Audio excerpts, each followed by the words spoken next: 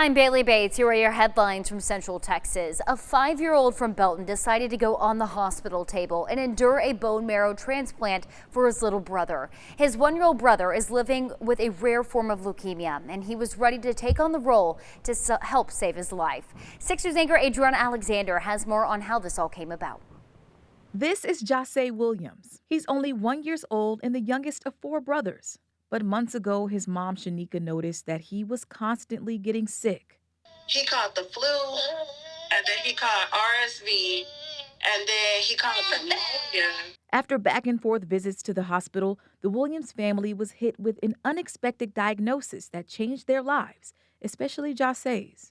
The oncologist came and she was like, okay, we got test results. And then that's when she let me know that my baby had leukemia. Since April, Jase has undergone 4 rounds of chemotherapy at Texas Children's Hospital in Houston. With his leukemia diagnosis, Jase was in desperate need of a bone marrow donor. And his brother, 5-year-old Jules, stepped in to donate his bone marrow to his baby brother. When the day finally came, I was like, okay, you ready to go? We're going to go save your brother's life. And when the day got here, he was like super nervous. He was scared, but he was ready. Shanika says Jules may not understand everything his little brother is facing, but he understood one thing: he could help save his life. That was very nerve-wracking for me because I was just like taking from one child to give to the next, and how big of this procedure isn't going to harm him. Jules has since returned home to Belton. Say hi. Say hi. And recovery begins for his little brother, Jase. It took about 2 hours. And so they kind of come in and they clap and they hold up the bag and take pictures. And it's just a nice little celebrating moment. And it was good.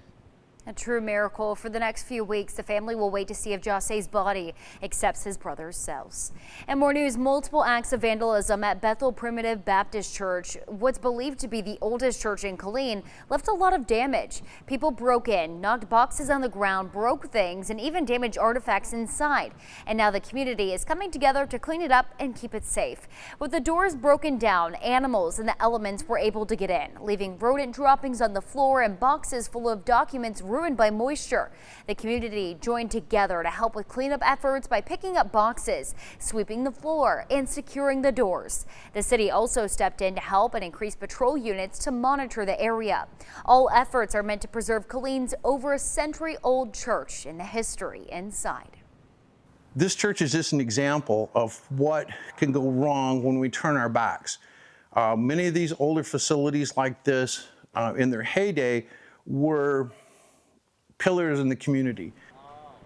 As for what's next, the Killeen Heritage Association is now in what they say is the accountability stage, working with the city to preserve the outside of the building while they work on organizing the artifacts. The overall goal is to use what they learned from this vandalism to help preserve other historical buildings in Bell County and to show the community just how important it is to protect history. Those are your headlines from Central Texas.